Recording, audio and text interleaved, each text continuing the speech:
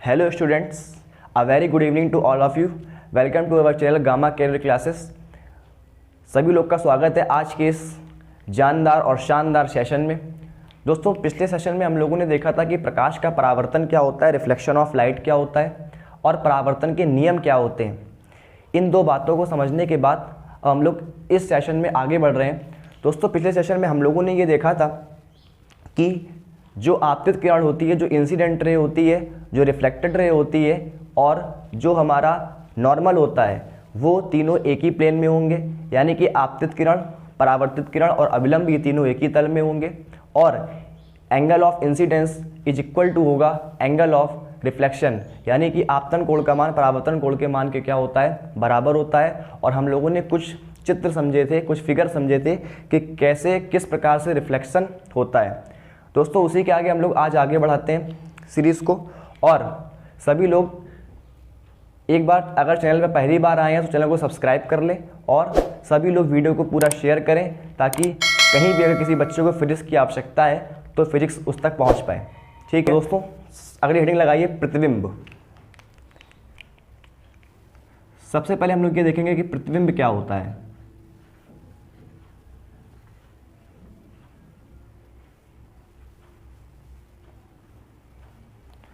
दोस्तों, प्रतिबिंब को हम लोग बोलते हैं इमेज।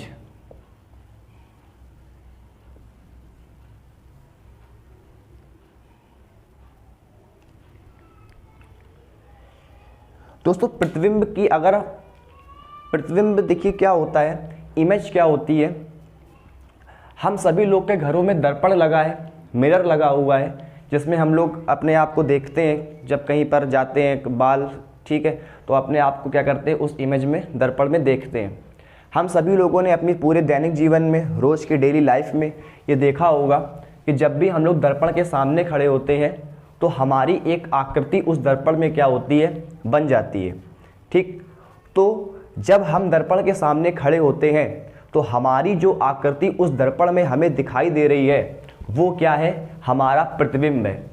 ठीक है, तो जब किसी वस्तु को, हम हो या कोई वस्तु हो, जब किसी वस्तु को हम लोग किसी दर्पण के सामने अगर रख देते हैं तो दर्पण में उस वस्तु की क्या दिखाई देने लगती है, आकृति दिखाई देने लगती है। और वो आकृति उस वस्तु की क्या कहलाती है, प्रतिबिंब कहलाती है। ठीक, अगर मैं आपको एक एग्जाम्पल दिखाऊं तो देखिए, आपके सामने एक लड़का जो कि इस टाइम मिरर के सामने खड़ा है, और मिरर के सामने जब वो खड़ा होता है तो देखिए मिरर में उसकी क्या बन रही है, इमेज बन रही है। और जब ये इमेज मिरर में बन रही है तो ये जो आकृति उस लड़के की इमेज मिरर में दिखाई दे रही है दर्पण में, यही उसकी क्या है, इमेज है, यानी कि यही उसका क्या है, प्रतिबिंब है। तो इसी की तरह जब हम भी दर्पण के सामने खड़े होते हैं तो हमें भी अपनी आकृति क्या होती है, दर्पण में दिखाई देती है, और वो क्या कहलाती है, इमेज। ठीक, यानी कि हमारा प्रतिबिंब। देखिए, इस वाले चित्र में एक मैडम जी हैं, एक मैडम है कोई, ठीक है, तो वो कहीं पर जा रही होंगी, कुछ पार्टी वार्टी होगी आज इनके यहाँ, तो तैयार हो रही हैं। तो देखिए, जब ये बैठी है मिरर के सामने, दर्पण के सामने जब ये बैठी हैं तो इनकी जो इमेज, इनका जो आकृति है वो हमें दर्पण में दिखाई दे रही है। और जब ये आकृति हमको दर्पण में दिखाई दे रही है तो इसका मतलब कि ये क्या है, उनकी इमेज है। तो आप सभी लोग को प्रतिबिंब के बारे में समझ में आ गया होगा कि प्रतिबिंब क्या होता है। तो जब किसी वस्तु को हम लोग दर्पण के सामने रखते हैं, जब किसी वस्तु को दोस्तों हम लोग दर्पण के सामने रखते हैं तो दर्पण में क्या होता है कि उस वस्तु की आकृति बन जाती है। ठीक, उस वस्तु का एक शेप उस दर्पण में बन जाता है। और जब वो आकृति उस दर्पण में बनती है तो उस आकृति को हम लोग कहते हैं उस वस्तु का प्रतिबिंब। ठीक है, इस कंडीशन में जो वस्तु है, यानी कि जो लड़का या जो मैडम थी, वो दोनों क्या है, बिंब है। उन दोनों को हम लोग बोलते हैं वस्तु, वो ऑब्जेक्ट है, वो बिंब है। और जो उनकी आकृति बन रही थी मिरर में वो क्या है, इमेज, यानी कि उसको क्या बोलते हैं, प्रतिबिंब। तो जो आकृति बनाएगा वो बिंब है, और जिसकी आकृति बनेगी वो बिंब है, और आकृति जो बनेगी वो प्रतिबिंब है। ठीक है दोस्तों, तो सभी लोग परिभाषा लिखिए, इसकी एक एक बात सभी लोग लिखेंगे। परिभाषा लिखिए।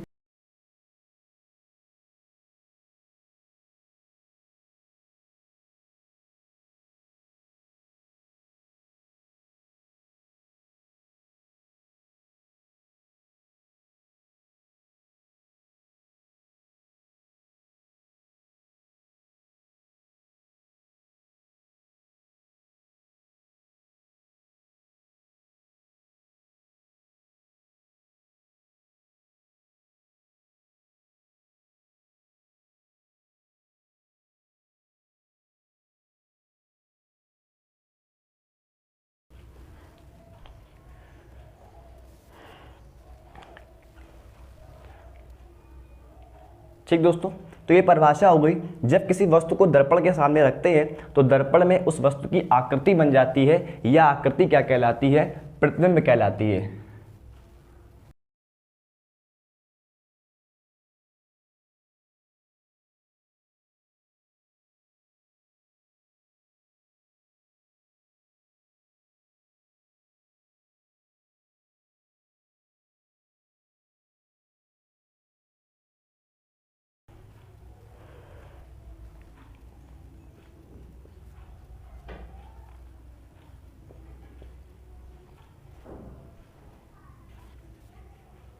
ठीक है दोस्तों, तो जब किसी वस्तु को हम लोग दर्पण के सामने रखते हैं तो जो वह वस्तु, उस वस्तु की आकृति जो होती है वो उस दर्पण में बन जाती है, और जो आकृति बनेगी वो कहलाएगी प्रतिबिंब, और वह वस्तु जो होगी वो स्वयं कहलाएगी बिंब, यानी कि जिसको हम लोग बोलेंगे ऑब्जेक्ट। ठीक, तो जो आकृति बनेगी वो हो जाएगी इमेज यानी कि प्रतिबिंब, और जो वस्तु होगी वो स्वयं क्या बन जाएगी? बिंब कहलाती है, यानी कि ऑब्जेक्ट कहलाएगी। ठीक, अब दोस्तों प्रतिबिंब दो प्रकार के होते हैं।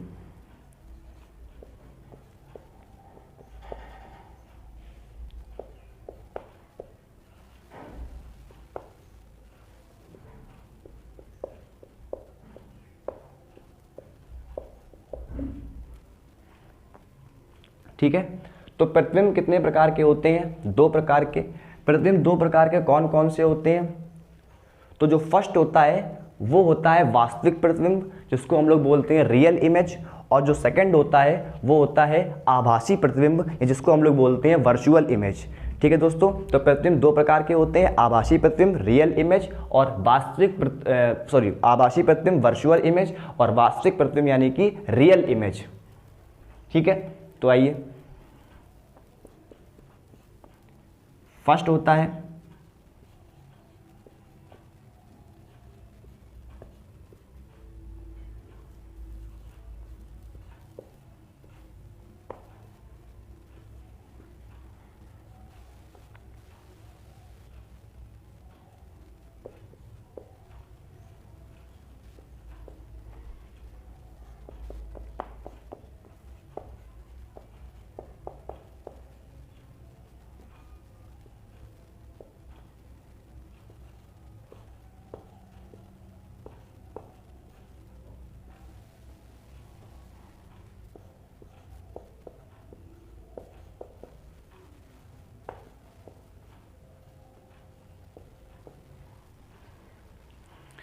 ठीक है दोस्तों।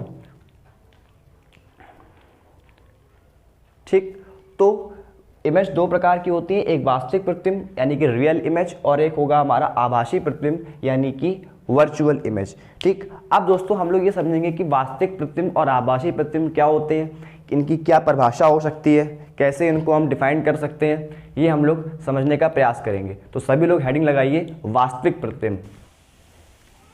तो दोस्तों हेडिंग पड़ गई होगी वास्तविक प्रतिबिंब। वास्तविक प्रतिबिंब को हम लोग बोलते हैं रियल इमेज, ये हेडिंग पड़ जाएगी रियल इमेज।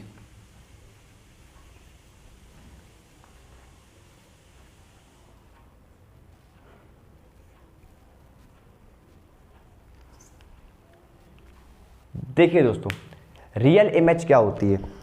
देखिए, हम सभी लोग जानते हैं कि जब हम लोग दर्पण के सामने अगर हम लोग किसी वस्तु को रखते हैं तो उस वस्तु से जो किरणें चलेंगी वो दर्पण से परावर्तित होंगी।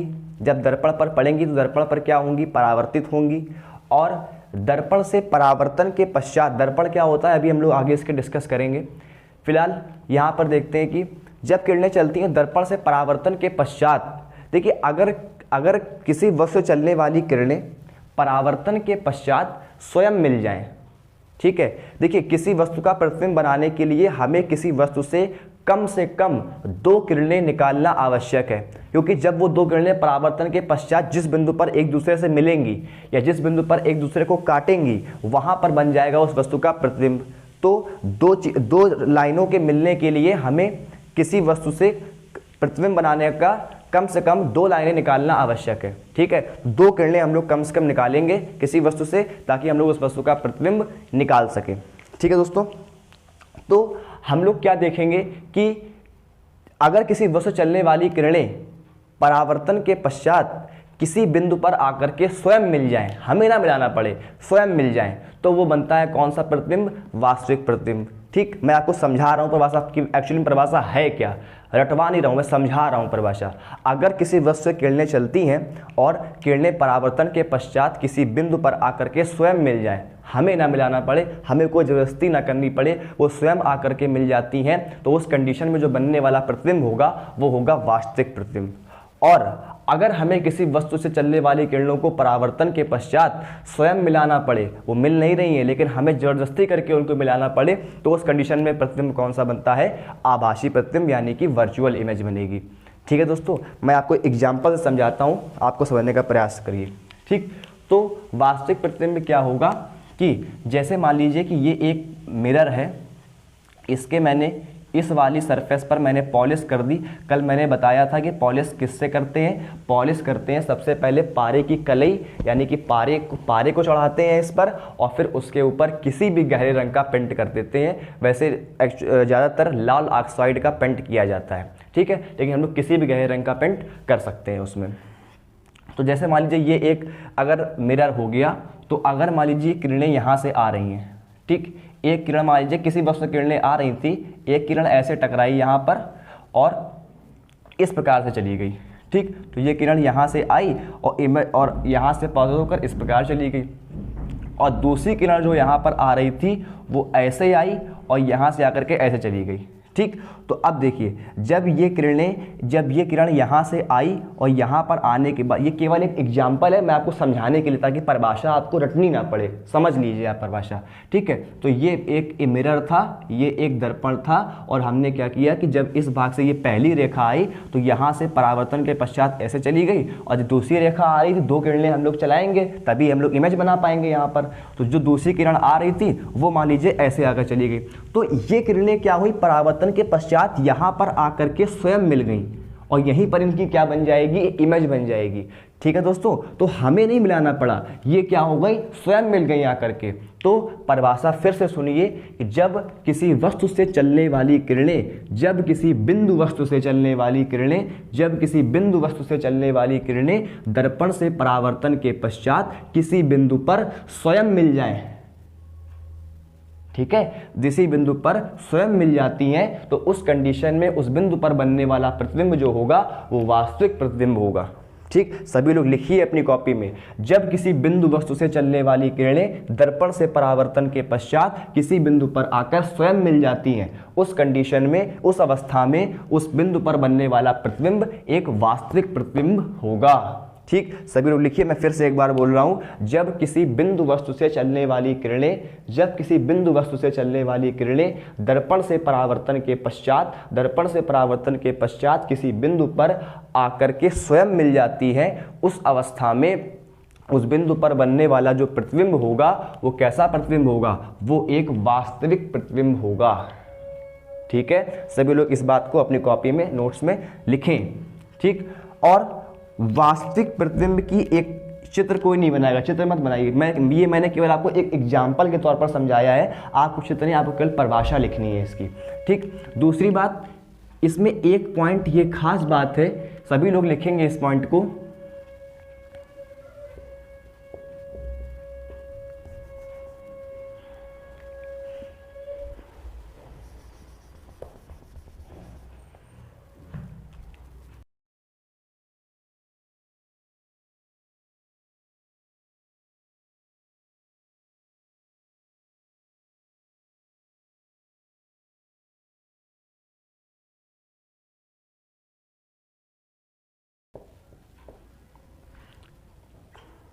ठीक है, सभी लोग इस पॉइंट को ध्यान से समझ लेंगे कि वास्तविक प्रतिबिंब को पर्दे पर लिया जा सकता है। देखिए, जो हमारा वास्तविक प्रतिबिंब, जो हमारी रियल इमेज होती है, उसको हम लोग किसी भी पर्दे पर ले सकते हैं, यानी कि वो इमेज हमें किसी पर्दे पर मिल सकती है। ठीक, तो सभी लोग एक पॉइंट लिख लेंगे कि वास्तविक प्रतिबिंब को पर्दे पर लिया जा सकता है। ठीक है दोस्तों, तो मेरे ख्याल से आप सभी लोग समझ गए होंगे कि वास्तविक प्रतिबिंब क्या होता है। वास्तविक प्रतिबिंब जब किसी बिंदु वस्तु से चलने वाली किरणें दर्पण से परावर्तन के पश्चात किसी बिंदु पर आकर स्वयं मिल जाती हैं तो उस अवस्था में उस बिंदु पर बनने वाला प्रतिबिंब एक वास्तविक प्रतिबिंब होगा। ठीक, और वास्तविक प्रतिबिंबों को पर्दे पर लिया जा सकता है। सभी लोग ये बात लिख लेंगे। तो दोस्तों अब हम लोग आगे बढ़ते हैं आभासी प्रतिबिंब की तरफ। तो दोस्तों मैं एक एग्जाम्पल से आपको समझाता हूँ कि आभासी प्रतिबिंब क्या होता है, कैसे होता है। देखिए ध्यान से, जैसे मान लीजिए मैंने एक ये मिरर बना लिया, मिरर में मैंने इस तरफ क्या कर दी, पॉलिश कर दी। अगर मैंने मिरर में इस तरफ पॉलिश कर दी, मान लीजिए कोई किरण आती है और वो इस तरह से आकर के इस तरह निकल जाती है। ठीक, और एक दूसरी किरण आती है जो कि इस तरह से प्रभावित होती है और इस तरह से निकलती है। तो अगर वो इस तरह से निकल रही है, ठीक, तो जैसे ये केवल एक एग्जाम्पल मैंने आपको समझाने के लिए बता रहा हूँ। तो मान लीजिए ये वाली किरण यहाँ पर आई और यहाँ पर जा रही है, और एक किरण यहाँ पर आई और वो यहाँ से जा रही है। ठीक, तो ये दोनों किरणें यहाँ पर जा रही। अब ये वाली किरण क्या होगी, इस मार्ग में आगे बढ़ेगी, ये वाली किरण इस वाले मार्ग में आगे बढ़ेगी। ये दोनों किरणें आगे जा कर के नहीं मिलेंगी क्योंकि ये इधर जा रही है और ये इधर जा रही है। ठीक, तो ये दो किरणें आगे जा कर के नहीं मिलेंगी, यानी ये किरणें स्वयं नहीं मिल सकती। ठीक, इसलिए ये वास्तविक प्रतिबिंब नहीं बनाएंगी। इनको अगर इनका प्रतिबिंब क्या करना पड़ेगा, हमें बनाना पड़ेगा। हम क्या करेंगे, इन किरणों को पीछे बढ़ाएंगे, यानी कि अगर हम इस किरण को ऐसे बढ़ा दें और इस किरण को पीछे इस प्रकार ऐसे बढ़ा दें, तो जहाँ पर ये एक दूसरे को फिर काटेंगी, वहाँ जहाँ पर दूसरे को मिलेंगी, वहाँ पर कौन सा प्रतिबिंब बनेगा, आभासी प्रतिबिंब बनेगा। तो इस कंडीशन में हमें किरणों को मिलाना पड़ा, किरणें स्वयं नहीं मिली, हमें मिलाना पड़ा, इसलिए प्रतिबिंब कौन सा बनेगा, यहाँ पर आभासी प्रतिबिंब बनेगा। क्लियर है सभी लोग को। तो वास्तविक प्रतिबिंब की परिभाषा क्या बताएंगे आप लोग, कि जब किसी बिंदु वस्तु से चलने वाली किरणें दर्पण से परावर्तन के पश्चात किसी बिंदु पर आकर स्वयं मिल जाती हैं, उस कंडीशन में, उस अवस्था में बनने वाला प्रतिबिंब कौन सा होगा, वास्तविक प्रतिबिंब होगा। उस अवस्था में बनने वाला प्रतिबिंब वास्तविक प्रतिबिंब होगा। और अगर किसी बिंदु वस्तु से चलने वाली किरणें दर्पण से परावर्तन के पश्चात आकर किसी बिंदु पर आकर के स्वयं नहीं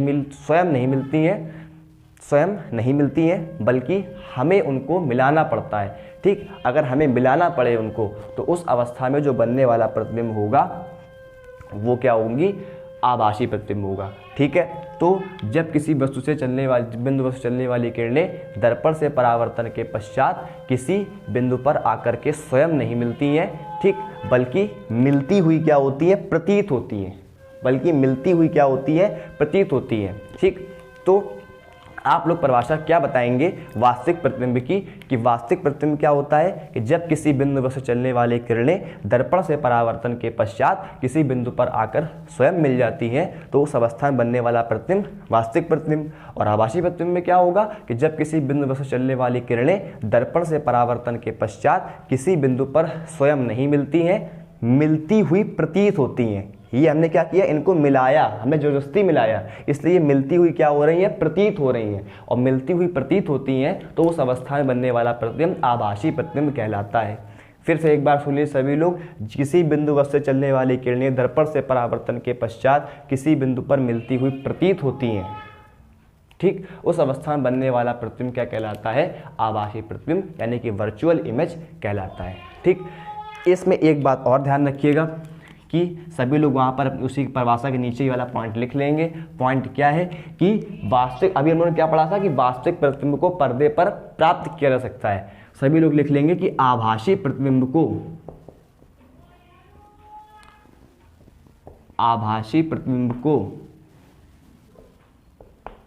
पर्दे पर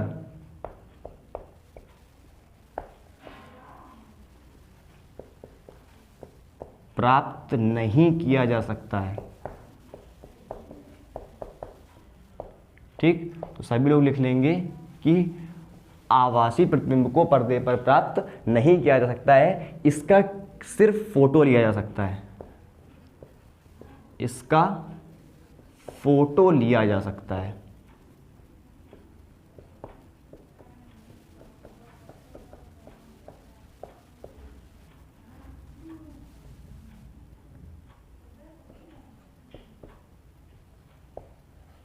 ठीक है दोस्तों, तो इसका फोटो लिया जा सकता है, इस प्रतिबिंब को पर्दे पर प्राप्त नहीं किया जा सकता है। ठीक, तो सभी लोगों को वास्तविक प्रतिबिंब और आभासी प्रतिबिंब अच्छे से समझ में आ गया होगा क्या होती है दोस्तों। इनकी परिभाषा कभी कभी एग्जाम में पूछी भी जाती है, इसलिए आप लोग को दोनों परिभाषाओं को ध्यान रखना होगा।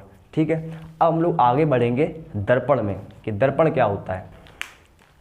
तो दोस्तों दर्पण यानी कि मिरर, दर्पण क्या होता है दोस्तों। दर्पण, जब हम लोग दर्पण के बारे में बात कर रहे हैं तो आपके माइंड में कुछ ऐसी तस्वीर आती होगी। सबके घरों में, सबके हर जगह हम लोगों ने इस टाइप का दर्पण देखा होगा। आपके दिमाग में सबसे पहले इस टाइप की इमेज आती है। देखिए इस दर्पण में क्या है कि ये जो सामने वाली जो हमको, जहाँ पर हमको कांच दिखाई दे रहा है, इस वाली सतह, ये वाली सतह कौन सी होगी, परावर्तक सतह। इस वाली सतह से क्या होगा, परावर्तन होगा। और जो इसके जस्ट पीछे वाली सतह होगी जो कि पूरी तरह से बंद है, यानी कि उस पर क्या कर दिया गया है, पारे की कली और किसी गहरे रंग का पेंट कर दिया गया है, यानी कि उस सरफेस को पूर्णतया बंद कर दिया गया है। तो जो केवल एक सरफेस, ये जो बाहर वाली सरफेस बच रही है, ये कौन सी सरफेस है, ये परावर्तक सतह है। और पीछे वाले में क्या कर दिया गया है, पेंट कर दिया गया है। ठीक, तो इस टाइप का एक दर्पण हम लोग के माइंड में आ रहा है कि ये दर्पण होता है। हाँ, वास्तविकता में ये दर्पण है और दर्पण ऐसा ही होता है, लेकिन दर्पण की एक स्टैंडर्ड परिभाषा हम लोग क्या लिख सकते हैं कि हम लोग को वो परिभाषा एग्जाम में लिखनी पड़ी तो हम क्या लिखेंगे। तो देखिए दर्पण जो होता है, दर्पण जो होता है वो एक ऐसी प्रकाशीय युक्ति है। ठीक है, दर्पण क्या है, प्रकाशीय युक्ति है, प्रकाश को परावर्तित करती है। बात समझ में आ रही है। अगर हम लोग फिर से देखिए इमेज को, इसको अगर हम लोग इस दर्पण में पीछे की तरफ पॉलिश ना करें, केवल एक नॉर्मल कांच का टुकड़ा ले आए जिससे हमको आर पार दिखे, तो वो दर्पण नहीं है। क्यों, क्योंकि जब तक हम इसके पीछे पॉलिश नहीं करेंगे तब तक ये प्रकाश के परावर्तन को शो नहीं करेगा। इसलिए दर्पण के पीछे जब तक पॉलिश नहीं है, दर्पण बनाने के लिए हमें कांच के टुकड़े को एक तरफ पूर्णतया पॉलिश करनी पड़ेगी, बंद करना पड़ेगा। ठीक, तो दर्पण एक ऐसी प्रकाशीय युक्ति है जो कि प्रकाश के परावर्तन के सिद्धांत पर कार्य करती है। ठीक, परिभाषा भी लिखिए परिभाषा, दर्पण एक ऐसी प्रकाशीय युक्ति है जो कि प्रकाश के परावर्तन के सिद्धांत पर कार्य करती है। सभी लिख लिखिए।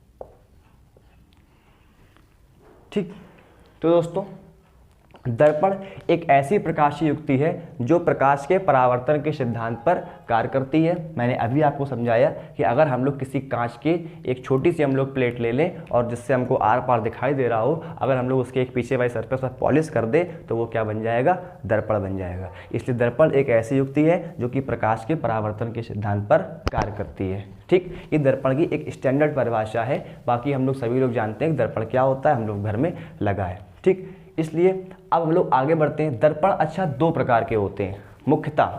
दर्पण मुख्यतः कितने प्रकार के होते हैं, दो प्रकार के। कौन कौन से, पहला होता है समतल दर्पण यानी कि प्लेन मिरर, और दूसरा होता है गोली दर्पण यानी कि स्फेरिकल मिरर। सभी लोग लिखिए, दर्पण दो प्रकार के होते हैं।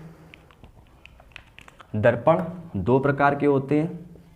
पहला दर्पण जो होता है वो होता है समतल दर्पण।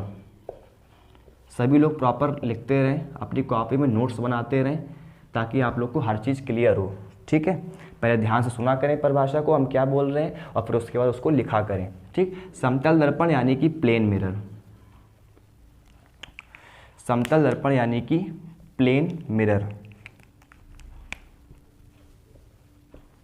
Plane mirror. ठीक, तो दर्पण दो प्रकार के हो गए। पहला हो गया समतल दर्पण यानी कि प्लेन मिरर, और सेकंड वन जो दूसरा होता है वो होता है गोलीय दर्पण। गोलीय दर्पण जिसको हम लोग बोलते हैं स्फेरिकल मिरर।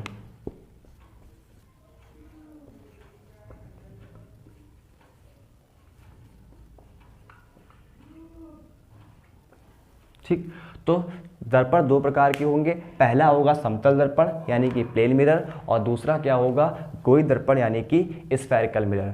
तो सबसे पहले हम लोग कुछ समझेंगे समतल दर्पण के बारे में और फिर हम लोग देखेंगे गोई दर्पण के बारे में। तो सब लोग पहले हेडिंग लगाइए समतल दर्पण यानी प्लेन मिरर। तो दोस्तों हेडिंग पड़ गई है समतल दर्पण यानी कि प्लेन मिरर। देखिए प्लेन मिरर में क्या होता है, पहले मैं इसकी परिभाषा बोलता हूँ फिर समझाता हूँ।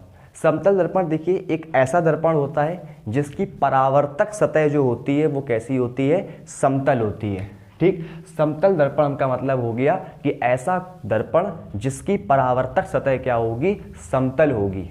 समतल मतलब एक प्लेन होगा, बिल्कुल जैसे बोर्ड क्या है, एक प्लेन है, बिल्कुल समतल सतह होगी। बात समझ में आ रही है? तो समतल दर्पण एक ऐसा दर्पण होगा जिसकी परावर्तक सतह क्या होगी, समतल होगी। देखिए आप लोग को इस वाली इमेज में दिख रहा होगा, इस वाली इमेज में आप लोग को दिख रहा होगा कि जैसे इस बच्चे के सामने जो ये मिरर लगा हुआ है, जो दर्पण लगा हुआ है, ये कैसा दर्पण है, प्लेन यानी कि प्लेन मिरर है, एक समतल दर्पण है। क्यों? क्योंकि इसकी जो परावर्तक सतह है, जिस सतह से रिफ्लेक्शन हो रहा है, जिस तरह से परावर्तन हो रहा है, वो सतह कैसी है, समतल है। ठीक, तो समझ में आ गया होगा आप लोग को। सभी लोग क्या करिए, परिभाषा लिखिए समतल दर्पण की। समतल दर्पण एक ऐसा दर्पण है जिसकी परावर्तक सतह कैसी होती है, समतल होती है। सभी लोग लिखिए।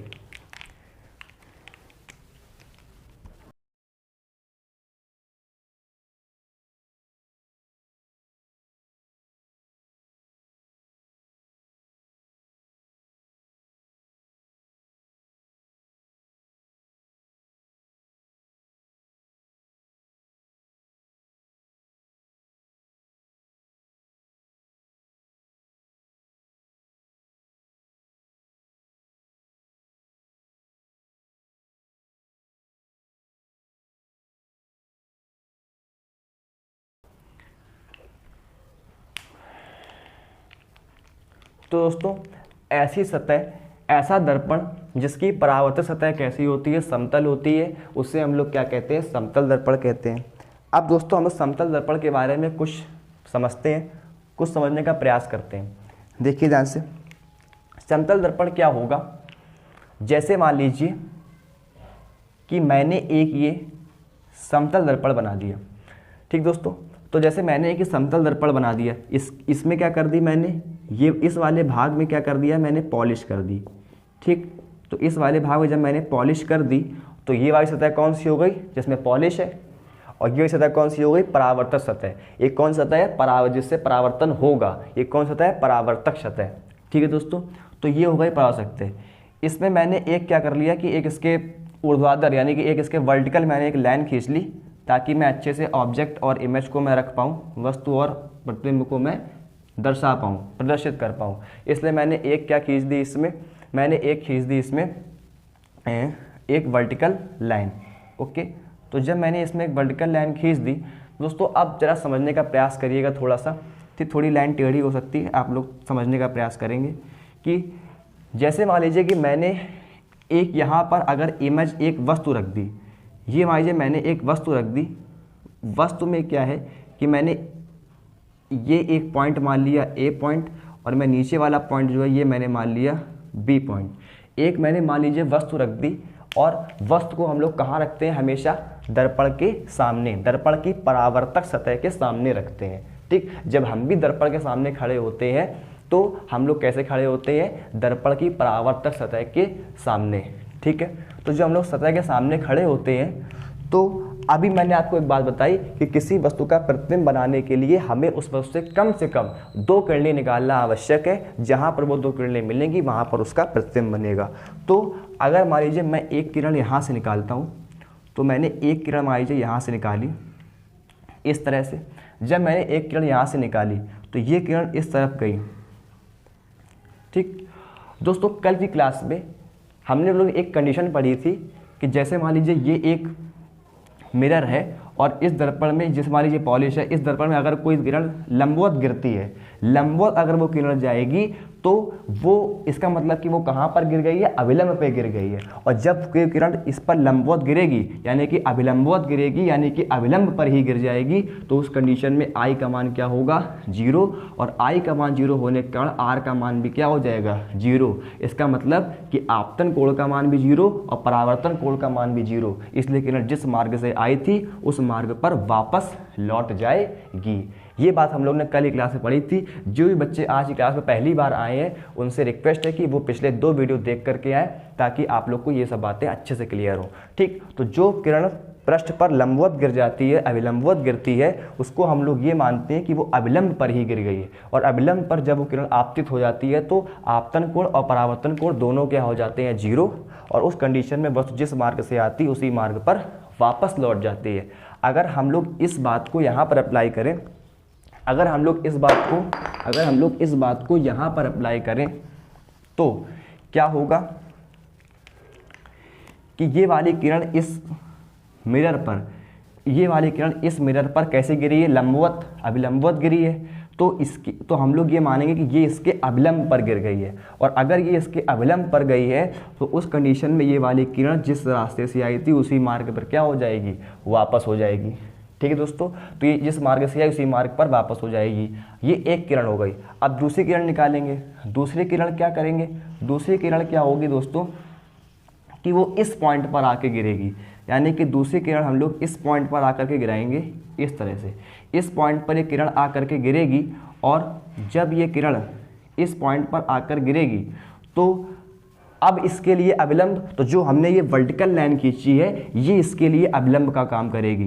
तो मान लीजिए ये वाला एंगल कुछ भी है, तो जिस एंगल पर ये आई थी, थीटा एंगल पर अगर ये आई थी तो ये थीटा एंगल पर क्या हो जाएगी, वापस हो जाएगी। यानी ये थीटा एंगल पर क्या हो जाएगी, वापस हो जाएगी।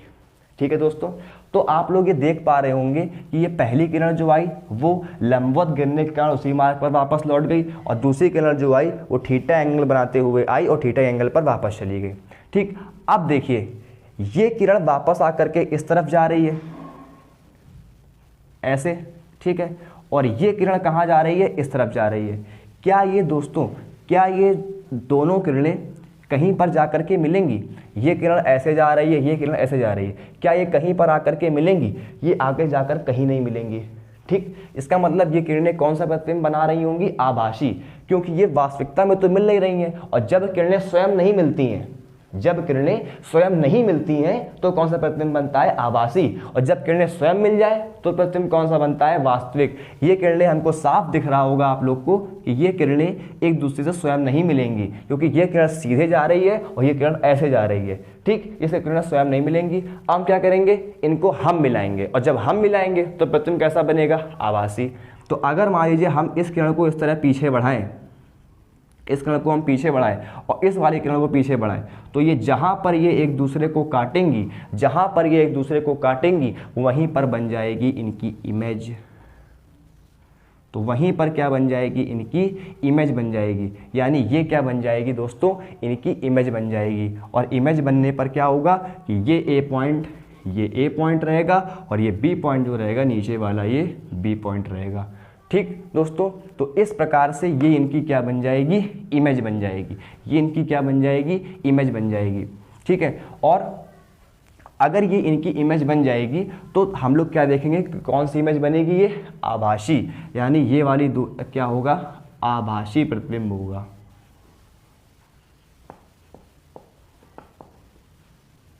कौन सा प्रतिबिंब होगा, आभासी प्रतिबिंब। क्यों, क्योंकि हमने किरणों को मिलाया है, किरणें स्वयं नहीं मिली थी बल्कि हमने उनको मिलाया है, इसलिए प्रतिबिंब कौन सा बनेगा, आभासी प्रतिबिंब बनेगा। ठीक है दोस्तों, अब इस समतल दर्पण के कुछ कंडीशनें हैं, इनको आप बहुत ध्यान समझिएगा। मैं इनको एक एक करके आपको समझाता हूँ। ठीक, देखिए पहला फर्स्ट पॉइंट बहुत ध्यान समझिए। जब भी कोई वस्तु की समतल दर्पण के सामने रखी होती है, ठीक है, जब भी कोई वस्तु किसी समतल दर्पण के सामने रखी होती है तो आप लोग हमेशा ये बात ध्यान रखेंगे कि समतल दर्पण के सामने अगर कोई वस्तु रखी होगी, अगर मैं ये मान के चलूं कि ये वाली दूरी कितनी है, u दूरी है, या फिर इसको आप मान लीजिए x। अगर मैं ये कहूँ कि ये वाली वस्तु जो रखी है वो इस दर्पण से x दूरी पर रखी है, तो जो इसकी इमेज बनेगी वो भी कितनी बनेगी, x दूरी पर ही बनेगी। यानी कि ये दोनों दूरियां आपस में कैसी होंगी, सेम होंगी। थोड़ा प्रतिबिंब पास में बन गया है, आप लोग जब अपनी कॉपी में बनाएंगे तो प्रतिबिंब थोड़ा दूर करेंगे, यानी कि किरणों को ऐसा मिलाएंगे कि वो थोड़ी दूर बने। ठीक, तो एक बार, और या फिर इसको थोड़ा पास कर देंगे। ठीक है, तो इस बात से आप समझिए, मैं आपको समझाने का प्रयास करता हूँ केवल कि जब किसी समतल दर्पण के सामने कोई वस्तु रखी होती है तो जितनी दूरी पर वस्तु रखी होगी दर्पण के पीछे उतनी ही दूरी पर क्या बनेगी, इमेज बनेगी। ठीक है दोस्तों, तो फर्स्ट पॉइंट आप लोग कॉपी में लिखिए, जब कोई वस्तु किसी समतल दर्पण के सामने रखी होती है तो उस कंडीशन में दर्पण से जितनी दूरी पर वस्तु रखी होगी उतनी ही दूरी पर दर्पण के पीछे क्या बनेगा, उस वस्तु का प्रतिबिंब बनेगा। ठीक, फिर से मेरी एक बात सुनिए, जब किसी समतल दर्पण के सामने कोई वस्तु रखी होती है तो वह वस्तु दर्पण से जितनी दूर होगी दर्पण के पीछे उस वस्तु का प्रतिबिंब भी उतनी ही दूरी पर बनेगा। इस बात को मैं आपको एक इमेज से दिखाता हूँ। देखिए आपके सामने एक इमेज आ रही है जिसमें क्या है कि एक कैंडल, एक मोमबत्ती किसी दर्पण के सामने रखी हुई है। तो आप देखिए कि जितनी दूरी पर ये कैंडल उस दर्पण से दूर रखी हुई है उतनी ही दूरी पर दर्पण के पीछे उस वस्तु का प्रतिबिंब बन रहा है, यानी कि उस मोमबत्ती का, उस कैंडल का प्रतिबिंब बन रहा है। ठीक है दोस्तों, तो जिस प्रकार से उस वाली मोमबत्ती में इमेज बन रही है उसी प्रकार क्या होता है दोस्तों कि ये वाला प्रतिबिंब, यानी कि जब हम सामने खड़े होते हैं किसी दर्पण के या कोई वस्तु रखी होती है तो जितनी दूरी पर वस्तु होती है उतनी दूरी पर क्या होता है, प्रतिबिंब बनता है। सभी लोग अपनी कॉपी में मैंने बताया कि ये वाला प्रतिबिंब थोड़ा दूर कर लेंगे, मतलब कि ये दोनों दूरियां बराबर लगनी चाहिए। ठीक है, थोड़ा पास में हो गया ये दोनों दूरियां क्या होनी चाहिए, बराबर लगनी चाहिए। ठीक है, तो इसकी दूरी और इसकी दूरी क्या होगी, बराबर होगी। आप लोग पॉइंट याद रखेंगे कि जब कोई वस्तु की दर्पण के सामने रखी होती है, समतल दर्पण के सामने रखी, दर्पण नहीं समतल दर्पण के सामने रखी होती है तो उस कंडीशन में वस्तु की दूरी और प्रतिबिंब की दूरी आपस में कैसी होती है, बराबर। यानी कि जितनी दूरी पर वस्तु होगी प्रतिबिंब भी उतनी ही दूरी पर बनेगा। ठीक, तो मैं आपको यहाँ पर लिख दे रहा हूँ कि इस कंडीशन में ये मैंने वस्तु क्या मानी है, x। चलिए ये मान लीजिए कि ये अगर ये रखी है मान लीजिए u, वस्तु की दूरी हम क्या मानते हैं u, और प्रतिबिंब की दूरी हम लोग क्या मानते हैं v। ठीक, तो अगर मान लीजिए ये दूरी u है और ये दूरी v है तो उस कंडीशन में u बराबर क्या होगा, v, यानी कि वस्तु की दूरी क्या होगी, प्रतिबिंब की दूरी के बराबर होगी। ठीक है दोस्तों, अगला पॉइंट हम लोग समझने का प्रयास करते हैं। सेकंड पॉइंट हम लोग समझने का प्रयास ये करते हैं कि जैसे मान लीजिए कि ये वस्तु जो होगी और जो ये प्रतिबिंब होगा, इन दोनों का आकार भी सेम होगा। ठीक है, दूरी भी सेम होगी, दूरी सेम होगी लेकिन इनका आकार भी सेम होगा। यानी कि जब कोई वस्तु दर्पण के समतल दर्पण के सामने रखी होगी तो उसका जो प्रतिबिंब बनेगा वो समान आकार का बनेगा, यानी इन दोनों का आकार भी कैसा होगा, सेम होगा। सभी लिखिए अपनी कॉपी में सेकंड पॉइंट कि जब वस्तु दर्पण समतल दर्पण के सामने रखी होती है तो उस कंडीशन में बनने वाला प्रतिबिंब उस वस्तु के आकार का ही होता है। ठीक, उस वस्तु के आकार का ही होता है। समझ गए सभी लोग थर्ड पॉइंट लिखेंगे सभी लोग। थर्ड पॉइंट पे आप लोग क्या समझेंगे, देखिए ये वस्तु रखी है और ये उसका क्या है, इमेज है, यानी कि ये क्या है, ऑब्जेक्ट है और ये क्या है, इमेज है। ठीक, तो ये वस्तु हो गई और ये प्रतिबिंब हो गया। अब एक बात समझिए कि जैसे ये मान लीजिए ये वस्तु यहाँ पर रखी है, तो अगर हम लोग इस वस्तु को समतल दर्पण की ओर खिसकाएं, यानी कि उसको गति करें, और कितने वेग से भेजें, अगर हम इस वस्तु को इस दर्पण की ओर v वेग से ले जाएंगे, अगर हम लोग इस वस्तु को इस दर्पण की ओर v वेग से ले जाएंगे तो इसका प्रतिबिंब भी जो होगा वो दर्पण की ओर आएगा, लेकिन कितने वेग से, 2v वेग से, मतलब कि जस्ट डबल वेग से। सभी लोग इस बात को अपने पॉइंट में लिखेंगे थर्ड पॉइंट में कि यदि समतल दर्पण के सामने किसी वस्तु को v वेग से लाया जाए, यदि समतल दर्पण के सामने रखी किसी वस्तु को दर्पण की ओर v वेग से लाया जाए तो उसका प्रतिबिंब 2v वेग से आता है। इसका मतलब ये हुआ कि अगर हम वस्तु को 30 मीटर पर सेकंड की चाल से ले जाएंगे तो वो प्रतिबिंब कितनी चाल से आएगा, 60 मीटर पर सेकंड की चाल से। अगर हम लोग किसी वस्तु को 20 मीटर पर सेकंड की चाल से ले जाएंगे उस दर्पण की ओर तो उसका प्रतिबिंब आएगा 40 मीटर पर सेकंड की चाल से। यानी कि सभी लोग अपनी कॉपी में पॉइंट लिखेंगे कि अगर किसी समतल दर्पण के सामने रखी किसी वस्तु को दर्पण की ओर अगर हम v वेग से लाएंगे तो उसका प्रतिबिंब 2v वेग से आएगा। यानी कि अगर हम जितनी स्पीड से चलेंगे हमारा प्रतिबिंब हमसे दुगनी स्पीड से आएगा, ठीक, हमारी ओर आएगा। हम दर्पण के सामने जाएंगे v वेग से तो प्रतिबिंब हमारे पास कैसे आएगा, 2v वेग से, जस्ट डबल वेग से आएगा, ठीक।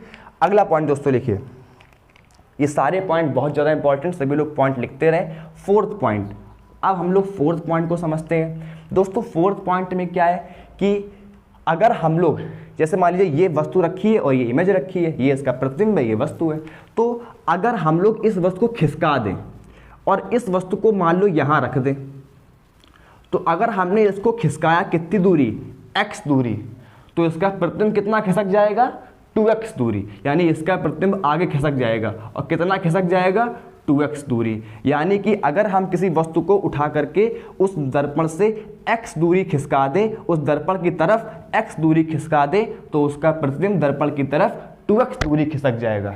बात समझ में आ रही है? सभी लोग अपनी कॉपी में अगला पॉइंट लगाइए कि यदि समतल दर्पण के सामने रखी किसी वस्तु को दर्पण की ओर x दूरी विस्थापित कर दिया जाए तो उसका प्रतिबिंब दर्पण की ओर 2x दूरी विस्थापित हो जाता है। सभी लोग लिखिए अपने कॉपी में पॉइंट कि यदि किसी समतल दर्पण के सामने रखी किसी वस्तु को दर्पण की ओर x दूरी विस्थापित किया जाए तो उस वस्तु का प्रतिबिंब भी दर्पण की ओर 2x दूरी विस्थापित हो जाता है। यानी अगर हमने वस्तु को 10 मीटर विस्थापित कर दिया तो प्रतिबिंब जो होगा वो 20 मीटर विस्थापित हो जाएगा आगे की ओर, यानी कि दर्पण की ओर। बात समझ में आ रही है? अगर हम वस्तु को आगे करेंगे तो प्रतिबिंब भी आगे आएगा, अगर हम वस्तु को पीछे करेंगे तो प्रतिबिंब भी कहाँ होगा, पीछे जाएगा। ऐसा क्यों होता है? क्योंकि हम लोग को पता है कि वस्तु कहीं पर भी रखी हो, वस्तु की दूरी और प्रतिबिंब दूरी हमेशा क्या होगी, बराबर। पहला पॉइंट हमने यही समझा था कि हमेशा वस्तु की दूरी और प्रतिबिंब दूरी आपस में क्या होंगी,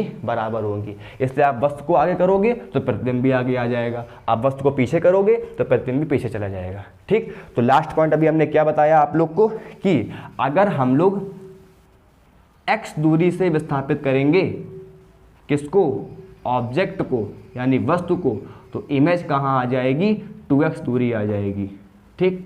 सभी लोग अपनी कॉपी में पॉइंट लिखते रहें। यदि किसी समतल दर्पण के सामने रखी वस्तु को हम दर्पण की ओर x दूरी विस्थापित कर देंगे तो उसका प्रतिबिंब भी दर्पण की ओर कितनी दूरी विस्थापित हो जाएगा, 2x दूरी विस्थापित हो जाएगा, ठीक है दोस्तों। लास्ट पॉइंट समझिए, पांचवा पॉइंट, फिफ्थ पॉइंट क्या है कि अगर मान लीजिए समतल दर्पण के सामने कोई वस्तु रखी है तो दर्पण में जो उसकी इमेज हमको दिखाई देगी वो पार्श्व दिखाई देगी। अब पार्श्व का मतलब क्या है वो अभी मैं समझाऊंगा आप लोग को, तो आप लोग सभी लोग पहले पॉइंट लिख लीजिए, फिर मैं इसको समझा रहा हूँ। पॉइंट लिखिए कि किसी समतल दर्पण के सामने रखी वस्तु का प्रतिबिंब जो होता है वो पार्श्व प्रतीत होता है, ठीक। सभी लोग पॉइंट लिखिए, फिर मैं आपके इस पॉइंट को अभी क्लियर कर रहा हूँ।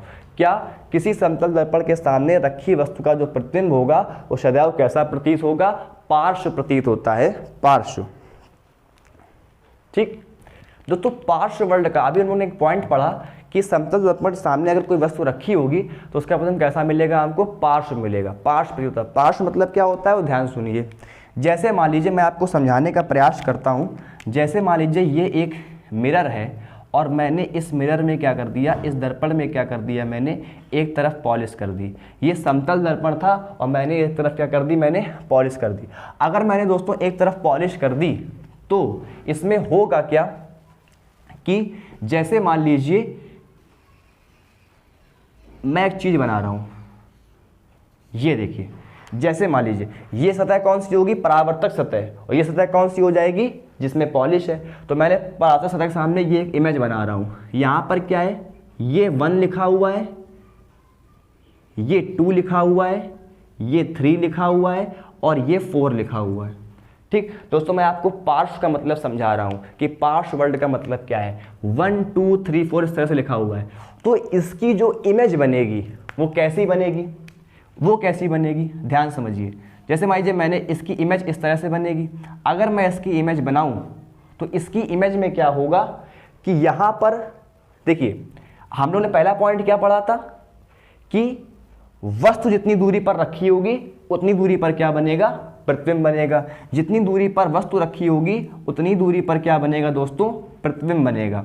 ठीक, तो अब हम लोग क्या देखेंगे, ये 3 लिखा हुआ है, ये कितनी, जितनी दूरी पर ये 3 होगा उतनी दूरी पर यहां पर भी 3 आएगा। ठीक, तो ये क्या आ जाएगा 3। जितनी दूरी पर यहां से ये 1 होगा उतनी दूरी पर यहां भी क्या आएगा, 1 आएगा, तो ये क्या हो गया 1। जितनी दूरी पर ये 4 लिखा होगा उतनी दूरी पर इमेज बनेगी इस 4 की, यानी इस 4 की इमेज इस तरह से यहां पर बन जाएगी। और जितनी दूरी पर ये 2 रखा होगा या 2 लिखा होगा उतनी ही दूरी पर इसकी इमेज बनेगी, और उतनी दूरी पर इमेज जब बनेगी तो उसकी डिस्टेंस ये आ जाएगी, और ये यहाँ पर क्या आ जाएगा, 2 आ जाएगा। दोस्तों अब आपने क्या देखा कि जहाँ 1 लिखा था 1 वहीं लिखा है, जहाँ 4 लिखा था 4 वहीं लिखा है, लेकिन ये दोनों आपस में चेंज हो गए। यहाँ 2 पहले था और यहाँ 3 पहले, 2 आ गया इस तरफ और 3 आ गया इस तरफ। देखिए पलट गया, 3 आ गया इस तरफ और 2 आ गया इस तरफ। हमने क्या किया, हमने केवल पहला वाला पॉइंट इसमें लगाया कि जो जितनी दूरी पर रखा होगा वो उतनी दूरी पर उसकी क्या बनेगी, इमेज बनेगी। तो अब देखिए 1 और 4 तो अपने स्थान पर है, लेकिन 2 और 3 क्या हो गए, आपस में चेंज हो गए। बेटा इसी को बोलते हैं पार्श्व। पार्श्व मतलब क्या होता है कि ऊपर और नीचे वाले सेम रहेंगे लेकिन बाएं और दाएं वाले क्या हो जाएंगे, बदल जाएंगे। इसी को हम लोग बोलते हैं पार्श्व प्रतिबिंब, यानी कि ऊपर और नीचे सेम रहेंगे और बाएं और दाएं क्या हो जाएंगे, बदल जाएंगे। दोस्तों आपके सामने एक इमेज आ रही होगी, देखिए यहाँ पर क्या है कि एक लड़का खड़ा है और वो अपने दाएं हाथ को अगर ऊपर करेगा तो उसको प्रतिबिंब में दिखेगा बाएं वाला हाथ, और अगर वो अपना बाएं वाला हाथ ऊपर करेगा तो उसको प्रतिबिंब में दिखेगा दाएं वाला हाथ। बात समझ में आ रही है? इसलिए जब हम भी दर्पण के सामने खड़े होते हैं तो इसी प्रकार से हम लोग जब अपना दायां हाथ ऊपर करते हैं तो हम लोग को इमेज में दिखाई देता है बायां हाथ, और जब हम लोग बाएं वाला ऊपर करते हैं तो दिखाई देता है दायां वाला हाथ। राइट ऊपर करेंगे तो लेफ्ट में आएगा, और लेफ्ट में कोई चीज़ दिखाएंगे तो वो राइट में आएगी। लेकिन अब अगर आप ध्यान से देखें, क्या ऐसा हो रहा है कि इसका सर आ रहा हो पैर के पास और इसका जो पैर आ रहा हो वो सर के पास आ रहा हो? ऐसा तो नहीं है। सर के सामने आ रहा है, पैर के सामने आ रहा है। बस वही चीज़ यहाँ है कि जो ऊपर का है वो ऊपर के सामने आएगा, जो नीचे का है वो नीचे के सामने आएगा, लेकिन लेफ्ट और राइट वाले क्या हो जाएंगे, बदल जाएंगे। दोस्तों यही प्रतिबिंब कहलाता है पार्श्व प्रतिबिंब। ठीक, तो हम लोग ने भी 3-4 पॉइंट समझे। पहला पॉइंट क्या समझा कि समतल दर्पण के सामने अगर हम लोग किसी वस्तु को रखेंगे तो जितनी दूरी पर वो वस्तु रखी होगी उतनी ही दूरी पर दर्पण के पीछे क्या बनेगा, प्रतिबिंब बनेगा। यानी कि समतल दर्पण से वस्तु की दूरी और समतल दर्पण से प्रतिबिंब की दूरी, ये दोनों दूरियां आपस में कैसी होंगी, इक्वल यानी कि सेम होंगी। दूसरी बात, अगर हम लोग किसी समतल दर्पण के सामने कोई वस्तु रखी है और अगर हम लोग उस वस्तु को दर्पण के सामने v वेग से लाएं तो उसका प्रतिबिंब भी दर्पण की ओर आएगा। कितने वेग से आएगा, 2v वेग से। अगर इसको आप 30 से लाएंगे तो ये 60 से आएगा, अगर इसको आप 10 से लाएंगे तो ये 20 से आएगा। ठीक है, थर्ड पॉइंट हम लोग ने क्या समझा कि अगर हम लोग किसी वस्तु को दर्पण की ओर 10 मीटर विस्थापित कर दें, खिसका दें, तो उसका प्रतिबिंब दर्पण की ओर कितना खिसक जाएगा, 20 मीटर, जस्ट डबल। यानी कि इसको 10 खिसकाएंगे तो ये 20 खिसक जाएगा, इसको आपने 30 खिसका दिया तो ये 60 खिसक जाएगा, 50 मीटर खिसका दिया तो प्रतिबिंब इसका 100 मीटर आगे आ जाएगा। ठीक है, तो दर्पण के सामने अगर वस्तु को हम लोग खिसकाएंगे, x दूरी खिसकाएंगे तो प्रतिबिंब 2x दूरी आ जाएगा। सभी लोग ये पॉइंट अपनी कॉपी में लिखते रहें। इसके बाद हमने 4th पॉइंट क्या पढ़ा, 4th पॉइंट कि समतल दर्पण से जब कोई प्रतिबिंब बनेगा तो हमेशा कैसा दिखाई देगा, वो पार्श्व। पार्श्व मतलब कि ऊपर और नीचे सेम रहेंगे लेकिन बाएं और दाएं वाले क्या हो जाएंगे, चेंज हो जाएंगे। आप लोग को इतना लिखना है कि समतल दर्पण से बनने वाला प्रतिबिंब कैसा दिखाई देता है, पार्श्व प्रतिबिंब बनता है। ठीक, और फिर आप इस वाले फिगर को बना लेंगे, 1 1 की तरफ रहेगा, 2 4 4 के साथ रहेगा, लेकिन 2 और 3 आपस में क्या हो जाएंगे, चेंज हो जाएंगे। ठीक दोस्तों, आज की क्लास हम लोग यहीं तक रखते हैं। आई होप कि आप लोग को आज की क्लास अच्छे से समझ में आई होगी। तो सभी लोग बिल्कुल फोकस के साथ क्लास में पढ़ते रहें, क्योंकि जब ये ऑप्टिक्स धीरे धीरे आगे की तरफ बढ़ेगी तो इसका लेवल, जो इसके डेरिवेशन और जो इसके न्यूमेरिकल का लेवल होगा, वो एक अच्छे लेवल की एक फिजिक्स हो जाती है। लाइट जब आगे बढ़ती है, जब ऑप्टिक्स आगे बढ़ती है, तो सभी लोग अपना फोकस बनाए रखें और चीज़ों को रिवाइज करते रहें। ठीक, सभी लोग खुश होकर पढ़ाई करिए, बिल्कुल प्रसन्न रहिए। सभी लोग को वेरी वेरी गुड इवनिंग। धन्यवाद।